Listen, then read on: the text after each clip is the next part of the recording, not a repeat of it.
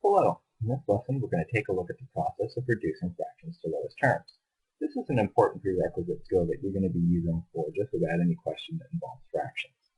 I'm assuming you already know a little bit of the basics of fractions or have read them in the textbook. Things like numerator and denominator as words to represent the top and bottom of fraction. So typically, numerator and denominator are slightly longer words than we need, and I'll often just call them top and bottom.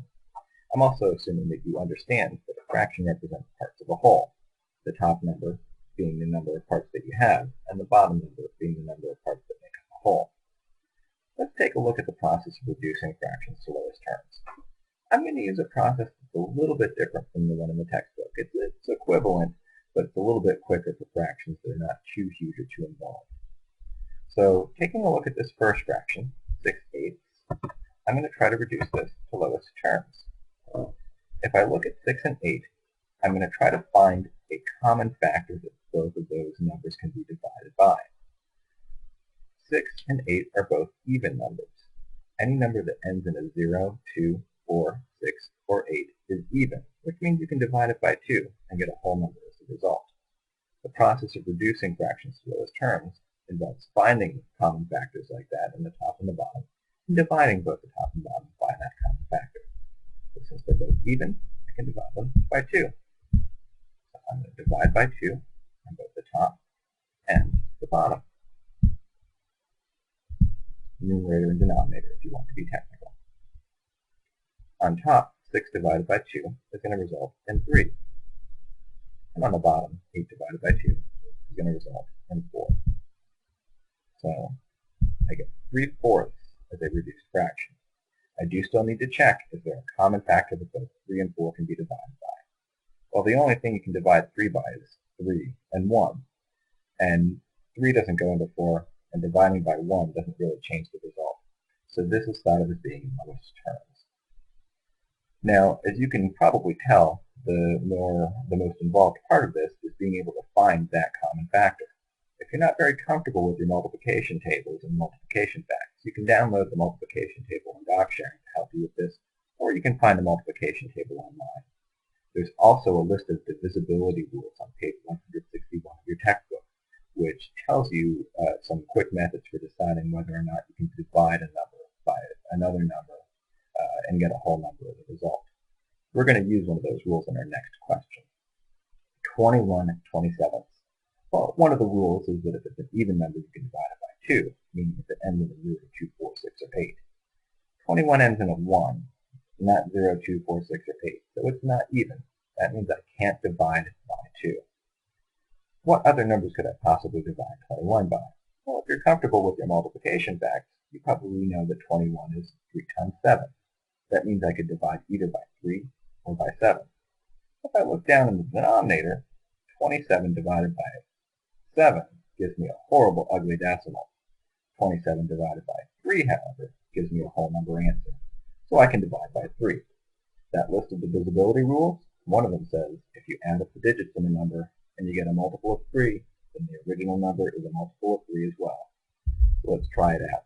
On top, 2 plus 1 is 3. I can obviously divide 3 by 3.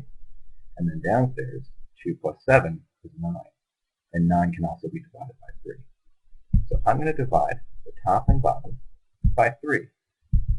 As you can see, the common factor could be just about anything. We had 2 for the first problem, 3 for this one. So you really do want to practice those multiplication tables. 21 divided by 3 is 7. And 27 divided by 3 is going to give me 9. Again, I have to check to make sure it's in lowest terms by seeing if there are any other common factors. Well, 7 is another one of those numbers that can't be divided by much, only 7 and 1. Numbers like that are called prime. Since 7 doesn't go into 9 evenly, I can tell that this is in lowest terms. Let's try the next one. Go ahead and pause this video and try to see if you can reduce 28 over 42 on your own. Alright, did you give it a try? Let's see. You might have decided that they were both even numbers and tried dividing by 2. That's a perfectly valid way to move forward, since 8 and 2 are both even numbers. Anything that ends in a 0, 2, 4, 6, or 8 can be divided by 2. So let's go ahead and divide by 2 on the top and on the bottom. Well, 28 divided by 2 is going to give me 14 on top, and 42 divided by 2 is going to give me 21 on the bottom. Now we do have to do that last check to make sure there are no common factors. If I look at 14, that's still a pretty big number. And since it ends in a 4, I could possibly divide it by 2. In fact, it's 2 times 7, so I could divide it by 7 as well.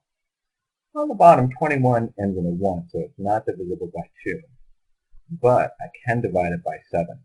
2 plus 1 is, I can divide it by 7. There are no good divisibility rules for 7, unfortunately. You just need to know those times tables. So this, I'm going to divide by 7 on the top and bottom. I'm going to keep going, in other words. Divide by 7 on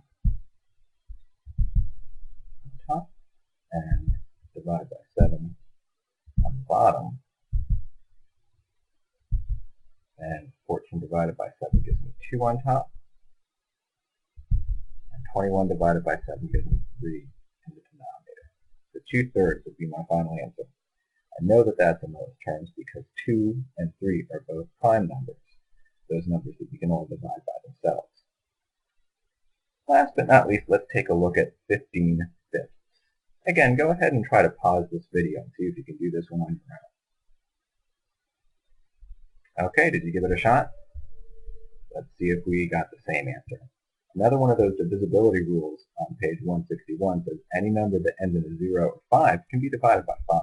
So I'm going to go ahead and give that a shot since both of these numbers end in 5. 15 divided by 5 is going to give me a 3. And then 5 divided by 5 gives me a 1. Now, I can't divide 3 and 1 by any common factor other than 1. So you might think that this is in lowest terms. But one last rule about reducing numbers to lowest terms is this. If your denominator is 1, that's telling you that one part makes up a whole. So this isn't really a fraction at all. This is a whole number. Whenever your denominator is 1, you can write that number as just a whole number. In this case, the number 3. So to summarize, when you're reducing fractions to lowest terms, you're looking for a common factor that you can divide both the numerator and denominator by. The textbook does this by completely factoring the numerator and denominator, but you don't necessarily need to do that.